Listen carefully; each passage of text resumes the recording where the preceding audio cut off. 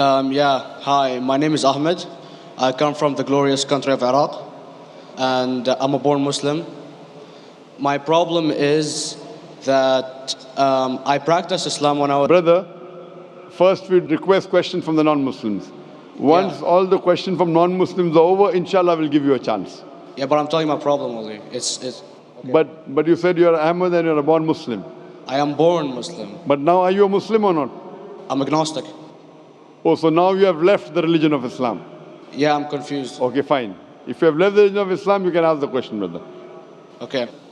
So my question is, how come I don't have the faith that you and the other Muslims have and some of my friends, even though I practiced Islam a lot and I even did Umrah, but I still do most of the sins that are forbidden in Islam, and I sometimes am lazy to do the prayer and the other subjects we have to do in Islam. I have read many books and about other religions and conspiracy theories and documentaries and such. I even have seen your own videos on YouTube, and there are many questions that go around my head about Allah and the Messenger and Muslims in general. And basically the most important question is, you said in one of your debates or questions that Allah is the creator and He's uncreated. But I have realized, how can the uncreated exist? And if He exists, how can we notice Him? How can we see Him or hear Him or feel Him or know of His existence if He's uncreated in our own dimension or so? That's one of the questions. Brother Ahmed said that he is a born Muslim. He comes from Iraq. He read the Quran, he read the books, but he commits many sins. He believes maybe sometimes he's agnostic and he's lazy for praying. Brother, before I answer your main question, if you do sins and if you're lazy for praying, that does not make you a non-Muslim.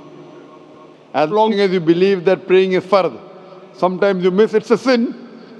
It's a major sin that you sometimes don't pray, but that doesn't make you a non-Muslim.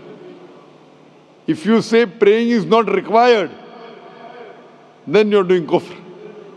But if sometimes you do sin, sometimes minor sin, sometimes major sin, it is haram, it's forbidden, but that does not throw you outside the fold of Islam.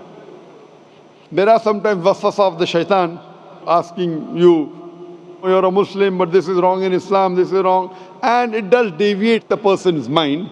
At that time, maybe your iman may be low. But these things should not make you consider that you're non-Muslim. Regarding a question that I mentioned in my speech, and you're right, that Almighty God is the creator, but He Himself is uncreated. You ask the question, how can the uncreated, how can we see the uncreated? And how it's possible. Allah subhanahu wa ta'ala is Khaliq, is the creator. And by definition, He's uncreated. Because normally people say that when they try and prove in logic that everything has a creator, who created this table, the carpenter, from where he got, from the tree, who created the tree, so it goes back to Allah. So when many of the people try to convince an atheist, they try and say that everything has a creator, and then they get trapped when the atheist asks him who created Allah. So if you hear my tapes, I never go that way. I ask the atheist that how did you come to know about the universe? How did you come to know about the functioning of the stars, of the sun? And he says, and goes back, that the creator. So it's the vice versa. So if you know how to deal with logic, you don't trip over this problem with the atheist trap, the Muslims or the believers, by saying who created Allah. By definition, Allah is uncreated. And if you ask the question, who created Allah? If you have heard my tapes, I give the reply. That suppose a person comes and says that my brother John. Yeah, I know, I saw that, I heard that's funny, but I mean, how does He exist if He's uncreated? Not that is Allah. Yeah. That's the difference between you and Allah. How does He exist? Means He was existing. He doesn't have a beginning. You and I have a beginning, that's human being. So that is the difference between us and Allah. You can't say that Allah has to be like us. If Allah is like you and me, why should we worship Him? I see, but have you heard of the phenomenon, the Big Brother? used by various orders and political agendas to control the people and such by implementing it into multiple gods. And then later on, it became a monotheistic religions all over the world to make it easier for Big the Brother, people to. sorry, I've never heard of the religion Big Brother. It's not a religion. It's like a theory, an idea, basically. For What does it example, say? yes. What does this idea say? What does it say? Is that when you have a big brother, it's easier for you to live life. When you have someone watching you the whole time, understanding you the whole time, protecting you the whole time, being with you the whole time, and you can talk to him, although he never talks to you back, maybe in your dreams, due to your mind and such, it's easier for you to live. While a human who does not have a big brother and is not easily controlled into doing so and is having complete freedom is a danger for the major ruling powers and such. So what does this say? I don't understand. Big Brother may be the Big Brother may not be the. So what does it have to do with Islam and God? What does it have to do? Because basically Allah is watching you the whole time. So you want to knows. say that Allah is like a big brother? Indeed, you use him for your protection so you won't be scared. You know what I mean? See, this is the hypothesis. Hypothesis. If you have heard, how do I convince an atheist? If you have heard my answer, that you said that you're agnostic, you're atheist. Yeah. So first thing I do to an atheist is I congratulate him. What? I congratulate him. Have you heard my answer of atheist? Yeah, you congratulate them and stuff. But I haven't seen your debates with the atheist. I just saw your answers on some questions. Fine, so you haven't seen the answer of atheist. No, but I've seen your debate with David William Campbell. And that William Campbell is not an atheist. Yeah, yeah. Now when an atheist tells me he does not believe in God like your theory of Big Brother, Yeah. and if you believe in that theory, I will ask you, first thing I do to the atheist, I congratulate him. You know why? Yeah, because they think and they don't follow what their parent does and such stuff like that. No. I congratulate him because he is not doing blind belief. The other people are doing blind belief. He is a Christian because father is a Christian. He is a Hindu because father is a Hindu. Most of the Muslims are Muslim because father is a Muslim. He is thinking. He says there is no God. He has said the first part of the Islamic Shahada, La ilaha. The reason I congratulate him is because he has said the first part of the Islamic Shahada, Islamic Creed, La ilaha. The only thing I have to do is illallah, which I shall do inshallah.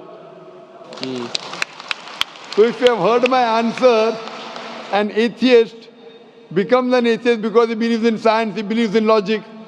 Or I ask him that if an equipment is bought in front of him, which no one in the world has ever seen, and if the question is asked that who will be the first person who will be able to tell you the mechanism of this new equipment, what is the answer? Of course, he's going to tell you the producer or the maker of this equipment. Creator, producer, maker. So when we ask him questions that how did this universe come into existence, he will talk about the Big Bang.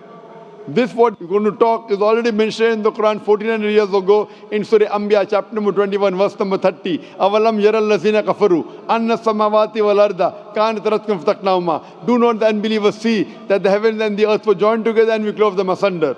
This what you came to know 50 years back is mentioned in the Quran 1400 years ago. Who could have mentioned that? Well, in various civilizations in like 2000 or 5000 BC before Islam came or Christianity itself, there was various civilizations that are good in astronomy and they know more about our solar system than we do now, sadly. Brother, your knowledge of science is little, not in-depth. I do agree. There are certain things which were known as hypotheses. For example, we came to know, we were proved that the earth was spherical in 1577. I know that in 6th century BC, there were Pythagoreans who believed that the earth was spherical. But the same Pythagoreans who believed the earth was spherical also believed that the earth was the center of the universe, which is wrong. You show me one civilization which believes 100% what the Quran has mentioned. I challenge you. What you say, so do you mean to say there was a person who said, okay, this civilization, out of 100 things, these 2 things are right. Out of 100 things, these 5 things are right. Out of this 100, and picked and chose. Who can do that? No one besides the Creator. Even if you know that there were 10 different civilizations, hundreds of civilizations, there is not a single civilization that you know in the past which knew 100% of science what we know today. So where is your logic? Where is your theory? I do know that certain things were hypotheses, which were proved later on. But there is not a single civilization which knows everything what is mentioned in the Quran. So the answer goes back to the original question, who could have collected this in the Quran? Someone 1400 years back, could he do and say, okay, out of these 100 things, these 3 are right, out of these 100 things, these 2 are right, out of this, it's not possible. Mathematically, it's not possible. Well, you never gave the idea of extraterrestrials or so. I mean, knowledge is power. And Brother, I'm asking you a simple question. We are not come here to have a debate. yeah. I'm asking you a question. Point out a single civilization. You're asking something else. Yeah, We all are right. not here to discuss. You can come in the room and discuss. You ask a question, I'm giving you the answer. You gave about old civilization. I told you you're right. But out of 100 things, 98 they were wrong. So I'm asking you, who could have mentioned this in the Quran? You're talking something else now. Yeah, well, I'm asking a simple question, 2 plus 2 equals how much? You are saying, I'm telling you 3 multiplied by 3 is how much? I'm asking a name, you're telling that where do you live? I'm asking a simple question, name me a single civilization which has everything what was mentioned in the Quran. Do you know of any or not? Yes or no? Well, not everything, of course. Even not 10%. Why? Babylon knows of most of the planets and such. Planet is not the only thing mentioned in the Quran. There are 1,000 things mentioned in the Quran. To say what 1,000 things are mentioned in the Quran, 10% would be equal to 100 things. Did Babylonian civilization knew about 100 things mentioned in the Quran? No, because they You don't cannot. have the They knew 5 or 6 things. In percentage wise, very small. So, of course. Who can be the author of the Quran besides the creator to know what is right, what is wrong? Today, science has established the hypothesis mentioned by Babylonian so many centuries back is today proven. So these were hypotheses in the past, which out of them many have been rejected, some have been accepted. So to collect all which is 100% correct has to be from the creator and no one else. Hope that answers the question. Yeah.